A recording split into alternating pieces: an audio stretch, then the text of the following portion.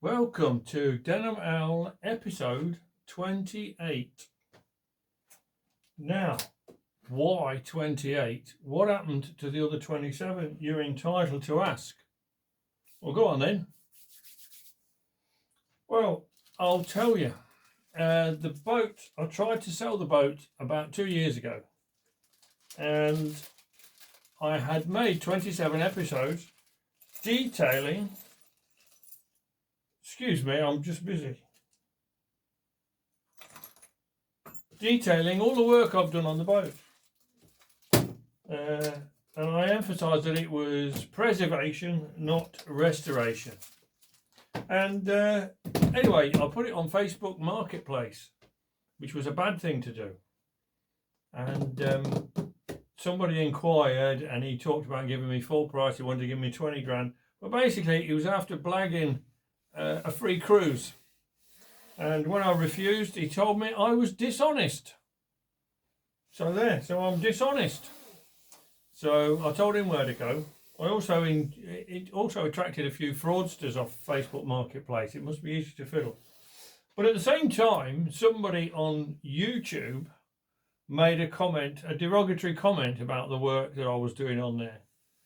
And this was somebody who was a fan of the Broads. I could tell that by his name. And unfortunately, you get these people who they fall in love with somewhere, like the Broads, or the canals, or the Lake District, and they seem to claim some kind of ownership and think that their opinion is worth more than anybody else's. And I think this was the standpoint that this guy was coming from, because it's a Broads cruiser. He thought, it should be done properly, and he didn't mind saying so. So in sort of a bit of a futile protest, I got the ump, and I just deleted all the videos. And I thought, okay, if you're going to do that, you're not going to see them. Because I don't make any money anyway. So that's why I deleted them all. And I've made a couple of videos to sell it this time, and I'm doing it on Apollo Duck, and that's going great. But I've got this bit of work to do. On one of the last video, I talk about waiting for engineers to come to pump out the fuel tank. And now that when they'd been, it cost me a bit more than 300 quid, I can tell you. But they pumped all the crap out of the tank, and they discovered that the exhaust had broken. And I didn't want to spend a load more, and it's mechanical, it's something I could do myself. So I did. I started to do that myself, and I thought, I'll tell you what, I'll make another video and we'll tag it onto the others so that anybody who buys the boat, who's thinking of buying the boat, can see that I've done the work and the work's done and it's good for cruising. So hence this video. And I suppose I'm using 28 as another futile protest. That's all. Anyway, see how it goes. Here's an interesting little sub-project. I'm currently trying to sell my boat. And it's like when you go to sell something and it falls apart. Went to sell my car the other day, and the clutch went on it. On the Corsa. Anyway, we sorted that. But the boat's playing up now. So I've got it for sale on Apollo Duck, and then this thing decided to throw a complete spanner in the works. This is, I believe, called an exhaust riser. Basically what it does, this bolts onto the exhaust manifold and it comes upwards. So the bottom of the engine goes that way. This is on the top of the manifold. It doesn't blow out the back or the below, it blows out upwards. So this is on the back of the manifold going upwards, and the exhaust comes up there and round there and out there. Ignore that. And this is where the cooling water, having come in through the boat and round the heat exchanger, it then goes into there, down there, through that black pipe, and then dumps into the exhaust. Now from here, there should be an extension pipe on here to cover that, and on top of that pipe goes a big rubber flexible pipe that takes it round and down and out to a bulkhead and then out the back of the boat with the cooling water. But what's happened is this is obviously on the engine in the middle of the boat, and this is broken off. It's just completely come away. So then it was blowing exhaust into the engine compartment and then therefore into the boat. So it's 60 years old. And when I knew about the problem, I thought, well, that's either going to be a tuppenny halfpenny bit of mild steel pipe that's corroded, or a very expensive and very rare casting that's not available anymore. And when I saw this, I thought, oh, that's what it is. It's a very rare casting. And then on second thoughts, I thought, well, hang on a minute. It's got this screwed in here. It's got that screwed in there. It's got GF plus on there. But on the back here, it's got 1.5. So this is, in fact, 1.5 inch swept T, they call it. And they've told me that it's still available. I went down my local plumber's merchant and he goes, oh, too big for me, mate. But he says you can still get them. I've just got to shop round and see if I can get one. So then all I've got to do, that's going to be easy, isn't it? Get this out so I can use it again, and to get this out so I can use it again. Well, I'm going to wait until I get a new one, because if I can't get a new one, I've got to either try and machine that out or make a whole new one.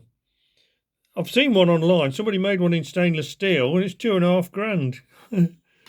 1,800 plus VAT. So I've just started to clean this flange off because I'm going to have to use that again. But look, somebody's put a normal exhaust gasket on that's that shape. You see where my thumb is. It's that shape there and it's that shape there. So I've just got a bit of it off. I've just started to chisel a bit of it. Chisel a bit of it off, and I thought, oh, I better start filming if I'm going to film. So I am, and there you go. That's the start. God knows where it'll finish. Anyway, I'm going to carry on trying to clean this up for now, and then see if I can get one of these from somewhere. Just a quick skim, because I can. So here we go again. I've skimmed that face off a bit, as much as I dare. It's okay, it'll seal up with the gasket. And I've got to get that out of there. So to that end, I've heated it up as very hot. And then I've got these 2 bolts in to try and get some leverage on it. But I've also squibbed it with this smelly stuff. This graphite penetrating oil. So I did it when it was hot and then left it overnight. I'm going to have another go at it now. But before I did all that, well, after I'd machined it and before I did that, heated it, I took it down to a place called Smith Brothers Supplies in Leicester. And they're merchants, plumbers merchants, etc., etc., a massive place. And I thought, well, endear myself to them. You know, you've got to try and be a good customer. So I went in and 2 guys turned up in a van, 2 plumbers or working guys turned up in a van just after me or at the same time. And I went in first. And they knew the guy behind the counter, and I just said, well, look, guys, I'm retired, so you go first. And they said, oh, thanks very much, there's no need. I said, yeah, go on, you go first. So that immediately, we had a bit of banter then, and I was among friends. And they served them, and I was hanging around. And then when I showed him this, he said, oh, what's that? I haven't seen one of them. So I explained to them what it was. And it never goes amiss to mention Edward Woodward, you know. So we had, they were interested in what it is and what it does and everything else.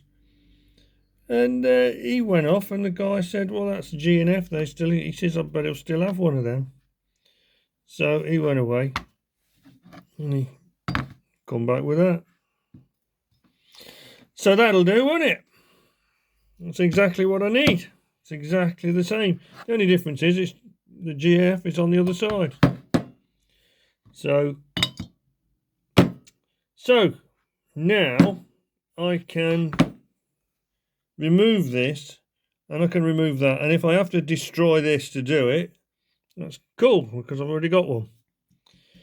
So that's the next thing. As I say, last night I got this really hot and then squibbed it with this penetrating stuff. So now I'm going to try and turn it out. If I can't, I'm going to grind this away so that I can hit it with a hammer and a chisel, and same there, as I can get down to that. The problem here is with a grinding stone, if I can't grind it that way because this is in the way. But anyway, we'll get over it somehow, don't you worry about that. Well, there's a start. So what I'm going to do now is grind off down here, just keep taking bits off until it falls out. Threads look good under there. Yeah, one down, one to go, look. Yeah, I'll clean up. Get that back in there. Just that one now. There you go. Sometimes you have to be brutal. Right, let's have a clean up then. So there, cleaned up. Now we can see what we've got. This is okay. That'll be fine. But look at this. This is a bit of a shock. A pleasant shock, I should say, though. That there, wasn't expecting that. That, having cleaned it, all the soot off it, that is just a piece of 22mm copper domestic pipe. It's been split and pushed over there. So that was part of the marine conversion. Blimey. I was expecting something a little bit more sophisticated and more professional than that, but I'm not complaining because it means I've been able to repair it myself. So fair play. Right, let's get it all back together then, and I'll clean it up, and I'm going to paint this. I'm not putting it back like that. I'll get some high temperature paint. I might have some laying about somewhere actually. An unused tin of engine paint. Look, I bought this for the old MG I used to have, the old 1936 MG. So finally going to get some use out of it. Now, come on, look at this. How professional is that? Hey? Gotta be chuffed with that now. There you go. Just got to make a gasket now. There, look. Dead easy. It does fit. I've already tried it. I've got these. I've shown these before in another video, and I think these come from my granddad's. I'm not sure where I got these from. Like loads of stuff. I don't know where the hell it's come from. But I hadn't got one this size.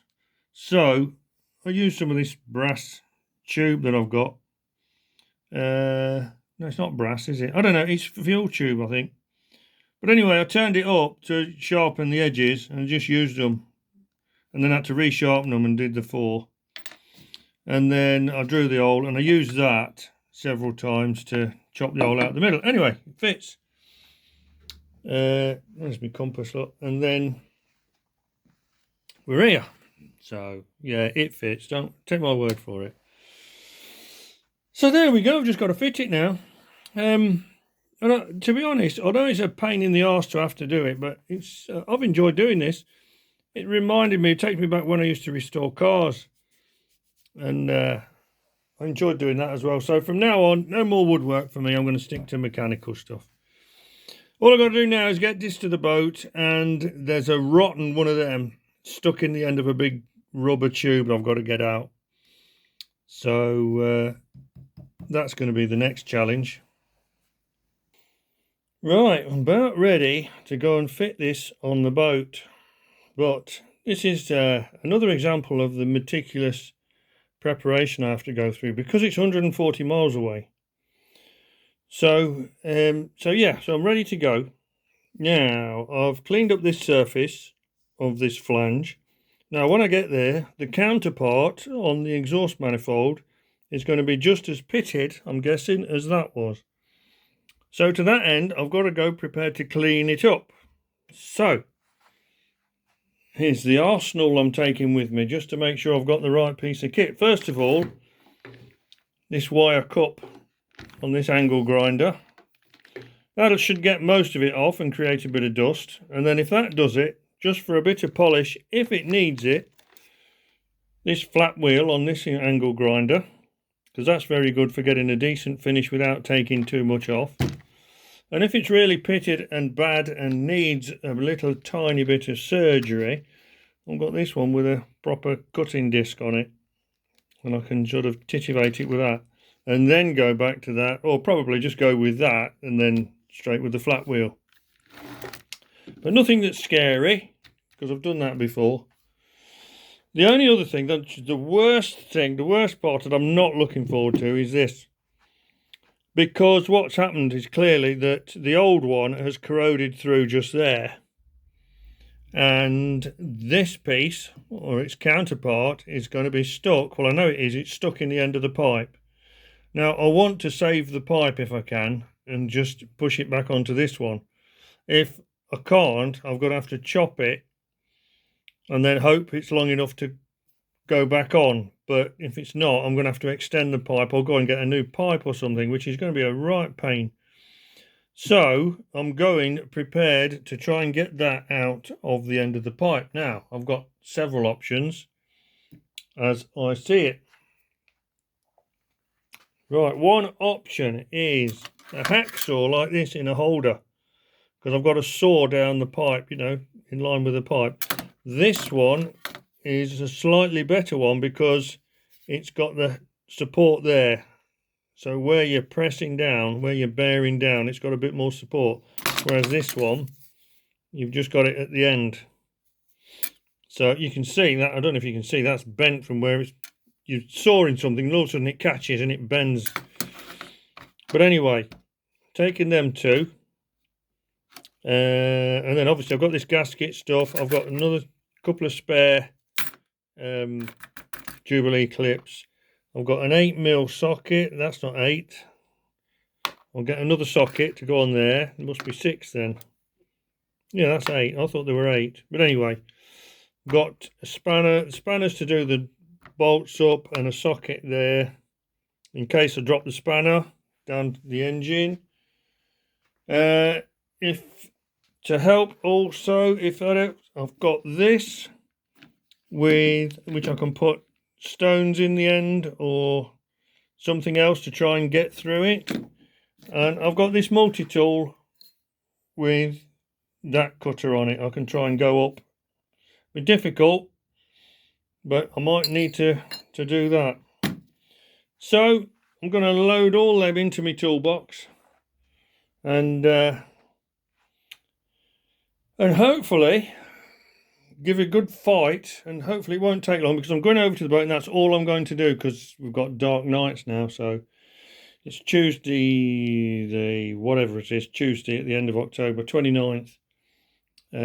So I'll be going tomorrow, Wednesday, shooting over there, doing that, and then coming home again. Okay, so I'll probably film it when I'm there, but I'm doing this so that I don't have to film this in the boat. So here we are, here's the job in hand. This looks a bit rough, but with all my artillery I've brought, that shouldn't be too much of a problem. This is the big problem. Where are we? I can't see now, I've got my hand in front of the camera. There. Getting that out of there. I'm going to try and crush it first. But then it goes up there and behind there. And that's the devil. Getting at that. It's because it's down there, look. And it's alright. It's alright if you're 30. But when you're 67 and pushing 68, it's a bit of an hassle. Anyway, we'll see how we get on. Done it. I cut down its length. Started off with that, with a bit of help from that, and then I went and got this. And that did most of it, thank goodness. I was just hoping the battery was going to last. That's been a good old tool, that Aldi work zone thing. Look at that. How professional does that look? Even got all them clips back on and nearly done me back in. Come on, focus. Nearly done me back in the process. But I did it. And in the process, I found out what instant gasket is.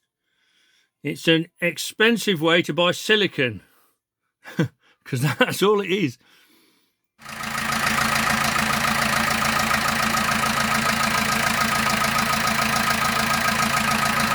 Running like a dream.